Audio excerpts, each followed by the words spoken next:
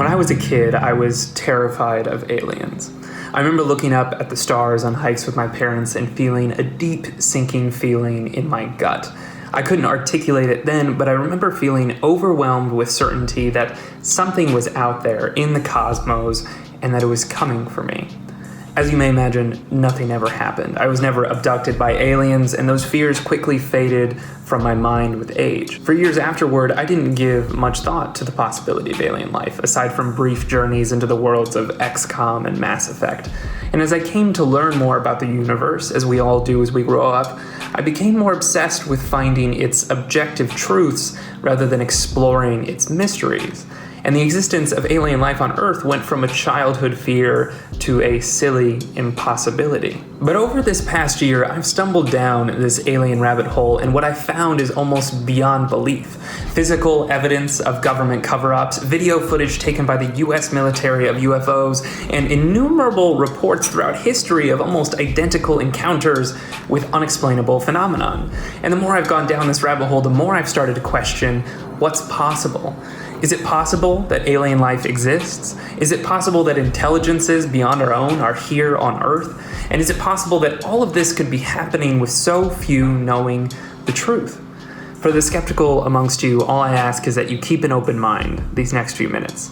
You may find yourself surprised by the truths that are out there. Alien sightings have been recorded throughout human history, dating back to biblical times. In fact, some people interpret parts of the Bible as a reference to alien encounters. For example, Ezekiel 1:4 reads, "As I looked, behold, a stormy wind came out of the north, and a great cloud with brightness round about it, and fire flashing forth continually, and in the midst of the fire, as if it were gleaming bronze. And from the midst of it came the likeness of 4 living creatures. And this was their appearance. They had the form of men, but each had 4 faces, and each of them had 4 wings. Their legs were straight, and the soles of their feet were like the sole of a calf's foot, and they sparkled like burnished bronze." The problem with these historical texts is that there's rarely any kind of visual evidence to corroborate the account. Although if we fast forward many centuries from Ezekiel to Nuremberg, Germany in the spring of 1561, there is some evidence. This woodcut depicts a mass sighting of celestial phenomenon over Nuremberg, Germany, just after dawn. At first glance, it's easy to see why UFO enthusiasts get excited by this woodcut. The perfect geometry of these shapes lends itself to the notion that this is not a naturally occurring phenomenon. Skeptics, however, will argue this is nothing more than the misinterpretation of a sundog, which you can see here. Nevertheless, the recordings of possible alien encounters throughout history do help address an important question. So I've wondered, why don't we see flying saucers flitting around?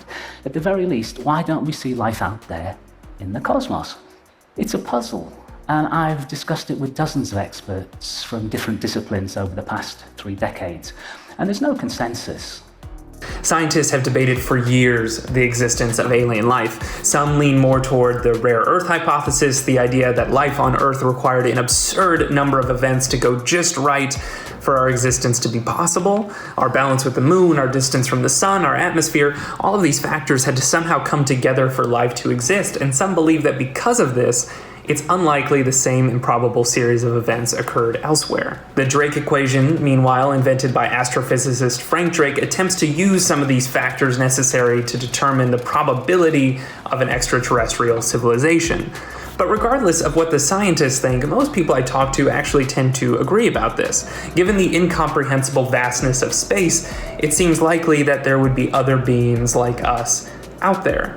But that brings us back to the question, where are they? Why hasn't anyone said hello? If there are indeed many civilizations scattered throughout the universe, it's unlikely we would be the first to make it this far. People propose different theories as to why this may be the case, but there also remains the possibility that in fact, they have come to visit, and we just need to open our eyes.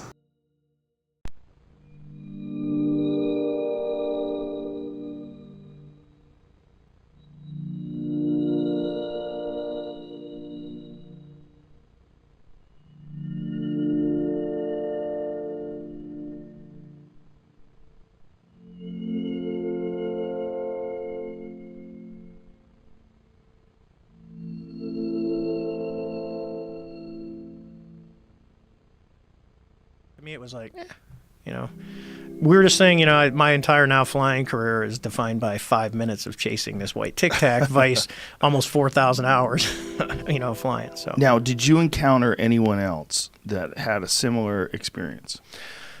I've talked to a couple of guys from the East Coast event, the gimbal video. Mm-hmm. One of them I talk to daily. He's a pretty good friend of mine. Totally different now. Keep in mind, ours is 2004. The gimbal video is 2015. These things were so prevalent out off the East Coast of the United States, and there's a couple of them. So we're going to talk. What they started seeing originally was these things, and one of them an airplane almost hit one of these things, but it looks like a cube inside of a clear beach ball. So they don't know if it's actually like a surrounding or you don't know if it's a force field. And you see kind of in the gimbal video, it's got like an aura around it, where ours didn't. I always laugh. I go, ours was a Tic Tac. These are not. That means there's different stuff out there that we don't know. The Pentagon has spent millions of dollars on a now declassified project investigating objects just like the one that you're seeing here. The Tic Tac, gimbal, and Go Fast UFOs all offer undeniable proof that there is something in our skies we simply cannot explain. And while these encounters with military personnel like David Fravor are the most credible, reports of remarkably similar encounters stretch back decades. In 2006, a UFO was spotted by dozens of witnesses outside Gate C-17 at O'Hare International Airport. Based on the witness accounts, it hovered there for 5 to 15 minutes before shooting up through the clouds, leaving a circular hole in its wake. The FAA dismissed the reports as nothing more than your run-of-the-mill, and I am quoting, hole punch cloud. In 1989, there was a wave of UFOs in Belgium with 2,000 reported cases altogether. Of the 2,000 cases, 600 were investigated and more than 500 remain without explanation. In 1969, President Carter, a governor at the time, saw a UFO which later prompted him to direct NASA to investigate the subject. NASA denied the president's request. And if you read Leslie Kean's book on UFOs, which goes into much greater detail on these encounters, you'll find that they share many common characteristics.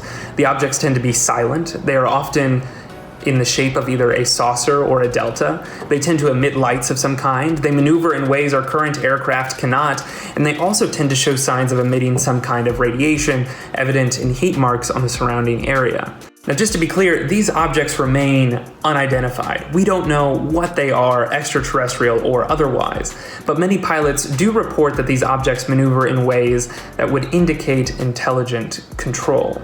Now, the evidence I've gone through so far is about the limit of verifiable data, but for those of you who are curious and willing to suspend your disbelief for a moment, there is a wealth of information out there. For example, this Reader's Digest details many supposed alien abductions, including Betty and Barney Hill's famous story.